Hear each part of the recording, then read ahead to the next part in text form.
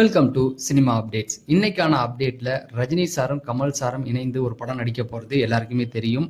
ஆனா அதுக்கு முன்னாடி கமல் சாருடைய பேனர்ல ரஜினி சார் நடிக்க போறாங்க. அந்த படத்தை பத்தின டீட்டெயில் தான் இந்த வீடியோல நான் உங்களுக்கு சொல்ல போறேன்.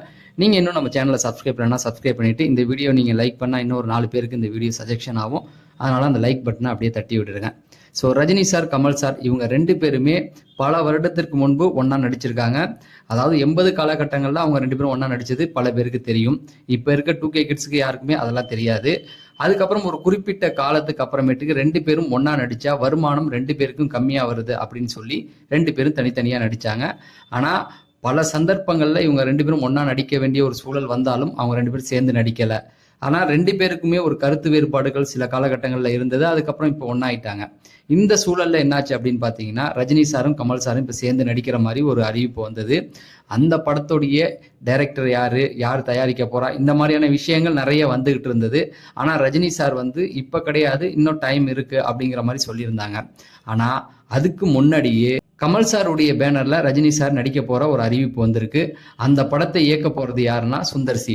சுந்தர்சி எனக்கு தெரிஞ்சு ரஜினி சாரை வச்சு ஏற்கனவே ஒரு படம் பண்ணியிருக்காரு. அது அருணாச்சலம். அருணாச்சல படம் ரஜினி சாருடைய பாஷா முத்து கம்பேர் பண்ணும்போது கொஞ்சம் குறைவான வசூல் தான், கொஞ்சம் குறைந்த நாள் ஓடின படம் தான். ஆனா எல்லாருக்கும் பிடிச்ச மாதிரி இருந்தது அந்த ஒரு படம். ஃபுல்லா காமெடி கமர்ஷியல் எல்லாத்தையும் வச்சு ரஜினி சாருக்கான மாசியும் உள்ள வச்சிருப்பாரு. அந்த காலகட்டங்கள்ல ரஜினி சாரை வச்சு படம் பண்ண இயக்குநர்கள்லயே வயசு குறைவானவர் யாரு அப்படின்னு பாத்தீங்கன்னா சுந்தர்சி தான்.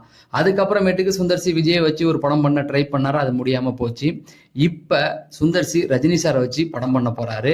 அந்த படத்துடைய ப்ரொடியூசர் யாருன்னு பாத்தீங்கன்னா கமல் சார். கமல் சார் இந்த படத்தை தயாரிக்க போறாரு. இந்த படம் வந்ததுக்கு அப்புறமேட்டுக்கு அதுக்கப்புறம் தான் ரஜினி சாரும் கமல் சாரும் சேர்ந்து நடிக்க போற படத்தை பத்தின அறிவிப்புகள் வரும் அப்படின்ற மாதிரி சொல்லியிருக்காங்க. சரி, இந்த படம் எப்போ கொண்டு வரதுக்கு ட்ரை பண்ணியிருக்காங்க அப்படின்னு பாத்தீங்கன்னா, ஜெயிலர் 2 அடுத்த வருஷம் ஜூலைல வரும், 2026ல.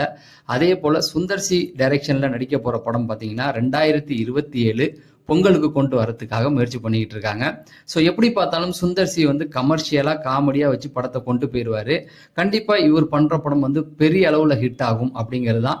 உங்களுக்கு இந்த வீடியோ பிடிச்சிருந்தா இந்த வீடியோவை லைக் பண்ணிட்டு தொடர்ந்து இந்த மாதிரி சினிமா செய்திகளை தெரிஞ்சுக்கணும்னா நம்ம சேனலை சப்ஸ்கிரைப் பண்ணுங்க. நம்ம அடுத்த வீடியோல சந்திப்போம். நன்றி.